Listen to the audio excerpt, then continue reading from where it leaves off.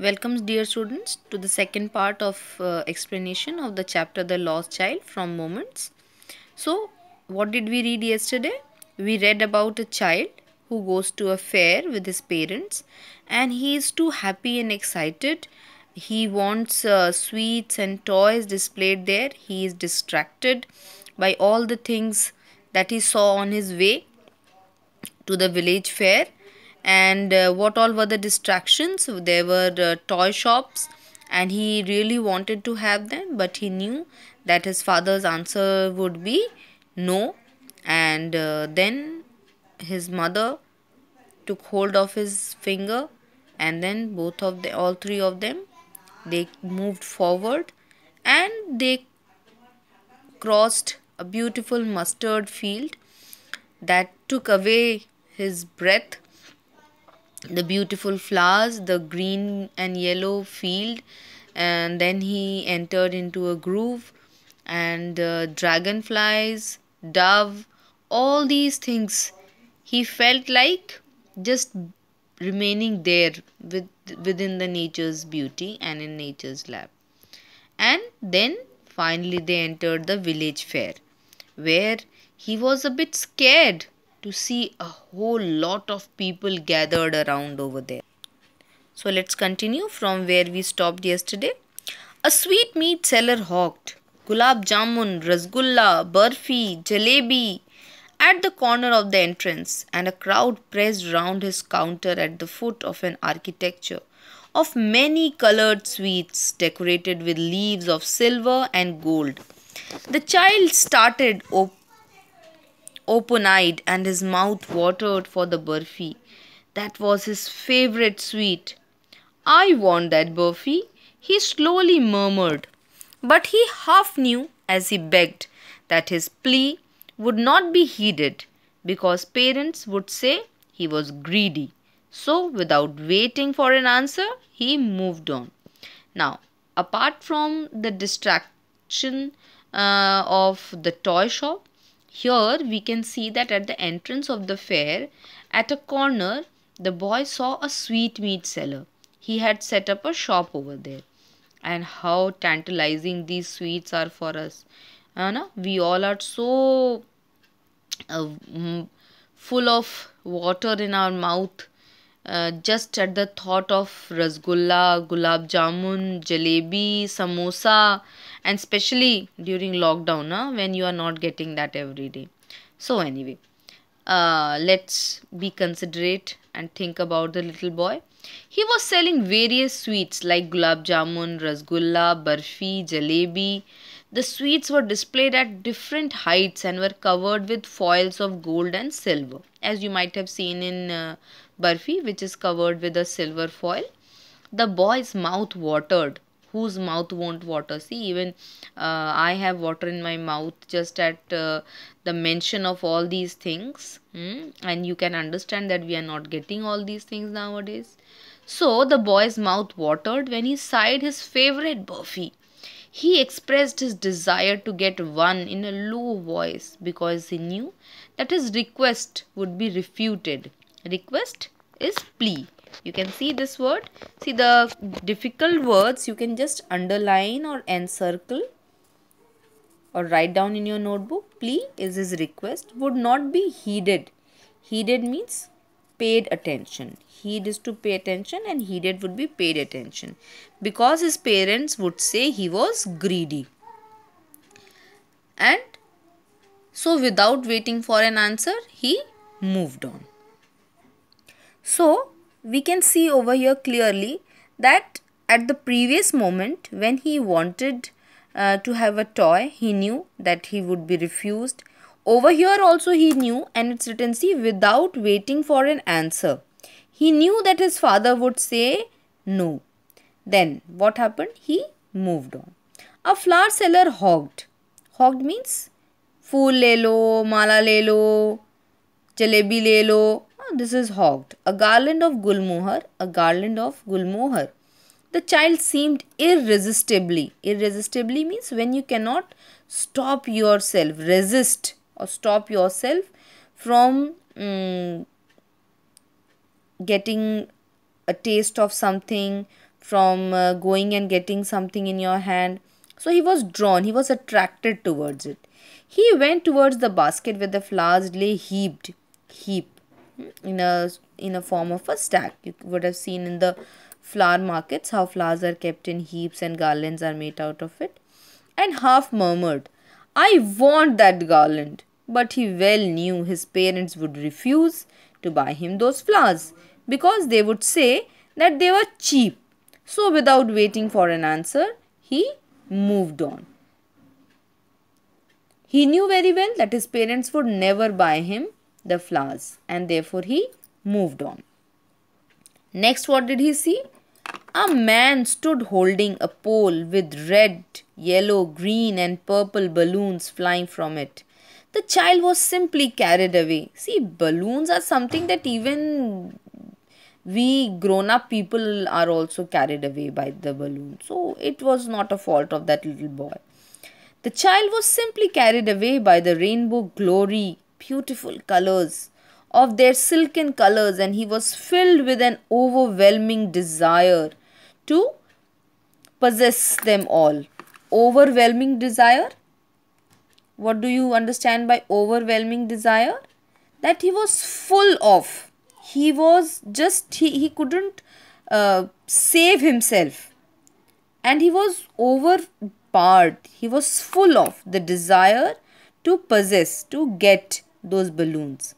But he well knew his parents would never buy him the balloons because they would say he was too old to play with such toys. So he walked on farther. Next, what did he see? He saw a snake charmer. First, he saw toys. Then, what did he see? He saw garland. Then, what did he see? He saw balloons. And then finally, what did he see? A snake charmer. Snake charmer is a sapera, we all know very well, stood playing a flute to a snake which coiled itself in a basket in a roundabout. We know how snakes coil themselves. In a roundabout manner, the snake coiled itself. Okay, the snake coiled itself in a roundabout manner. So he walked on farther. A snake charmer stood playing to a flute to a snake which coiled itself in a basket, its head raised in a graceful bend like the neck of a swan, while the music stole into its invisible ears like the gentle rippling of an invisible waterfall. What does this mean? That the music of the snake charmer, the music played by the snake charmer, that was heard by the snake. And how do snakes hear? Through the waves. We all know that snakes cannot hear. They just understand anything by the waves. And the child went towards the snake charmer, but knowing his parents had forbidden him, stopped him to hear such coarse music. Coarse, some rough, which is not fit for listening. As the snake charmer played, he proceeded further. The music of the flute was heard by the snake's invisible ears and created the effect of a waterfall on it, because it swayed its neck in a similar manner, just like water flows in a river. And the boy was so attracted towards the snake as well as the music that it walked towards the snake charmer. But he knew that his parents had warned him to remain away from such unpleasant music, such coarse music, by such men like the snake charmers. Might be, you never know, that they can be some unsocial elements. So the children are always said to stay away from such people. Men, women and children carried away in a whirling motion. Means they were moving round here and there. Whirling motion means moving round here and there. Shrieked, cried out of fear, and with dizzy laughter. The child watched them intently, and then he made a bold request. I want to go on the roundabout. Please, father, mother. Now what happened? That the child saw the roundabout swing. You can see, children, this is a roundabout swing. You all might have seen this in the theme parks, in fairs, wherever we just go, and we can see that children are so interested in having a ride on these roundabouts, merry-go-round, and these are for the smaller ones. And then we have the large giant wheel, the huge and enormous ones. So all the children are too interested and attracted towards all. So when the child saw the roundabout swing, it was full of men, women and children who were enjoying the ride. The boy watched the people on the roundabout, and then with a lot of courage, finally this time, he expressed his desire, his wish to go on the roundabout. Now this time, when he had finally gathered courage to express his desire that he wanted to have a ride on the roundabout, he just put all his courage together and requested his father. But to his horror, when he turned around, there was no reply and he did not see his parents there. They were not there ahead of him. He turned to look on either side. They were not there. He looked behind. There was no sign of them. Now what would have happened? Just imagine if you were of his age, a little child of perhaps 8, 9 years, 7 years, and has gone to a crowded place and just gets lost and is unable to find his or her parents. What would happen to the child? Just try to understand the deep fear that would have run through his mind, his heart, the chill, the fear that would have run through his whole body. What would he have felt? He would have been full of fear, full of a deep cry, and thus a full deep cry rose within his dry throat. Means whenever we feel really afraid, we can see that our throat gets dried up. And with a sudden jerk of his body, he ran from where he stood, crying in real fear, "Mother! Father!" Tears rolled down from his eyes, hot and fierce. His flushed face was convulsed with fear. Panic-stricken, he ran to one side first, then to the other, hither and thither, in all directions, knowing not where to go. "Mother! Father!" he wailed. His yellow turban came untied and his clothes became muddy. Here, see, there are two words, convulsed with fear and panic-stricken. Now, tears rolled down from his eyes, hot and fierce. You might have experienced that when you cry, and you cry bitterly, the drop of tear that rolls down your cheeks from your eyes seem to be a bit hot. And when you are really afraid and you cry bitterly, you can feel a sense of heat generating from within. And his flushed face which was flushed with water. Which water? The tears. Was convulsed. Convulsed means that there was a violent, involuntary contraction of the muscles. Means all of a sudden he shuddered. There was a jerk that he felt in his body out of fear. And why did it happen? Because he was panic stricken. Panic stricken means struck with panic. Panic is fear. And he was too afraid. What will happen next? So what did he do? He just jerked his body and he ran hither and thither. Hither and thither, here and there. In all the directions to find out his father, mother, where they have gone. He wailed again, cried loudly. The yellow turban that he was wearing, that also was untied. His clothes became muddy. Maybe he fell down. Maybe he was unable to control himself. Having run to and fro in a rage of running for a while. In a rage means full of anger, and he was running here and there. full of energy. What energy? That he was full of fear, and therefore he was running here and there. This is a negative kind of a feeling that was happening over here. He stood defeated, his cries suppressed into sobs. First, he was crying bitterly, and then he started sobbing slowly and gradually.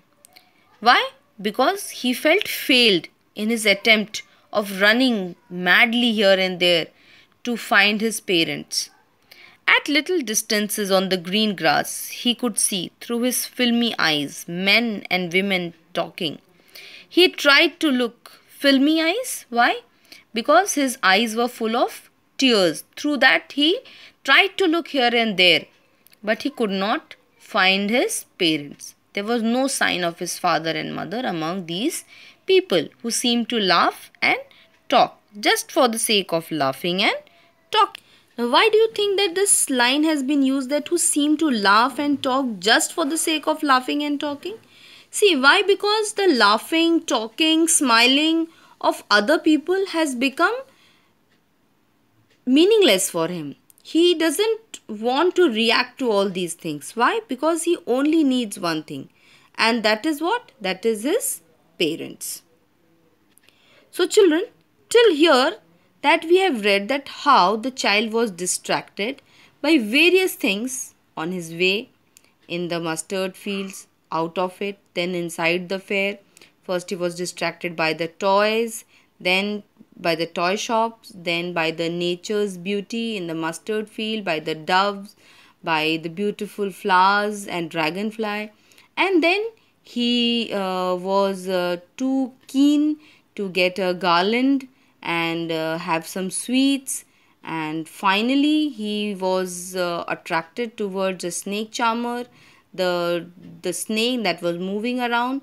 And when he knew that he would be his request would be rejected, finally he somehow made up his mind and asked his parents for a ride on the roundabout.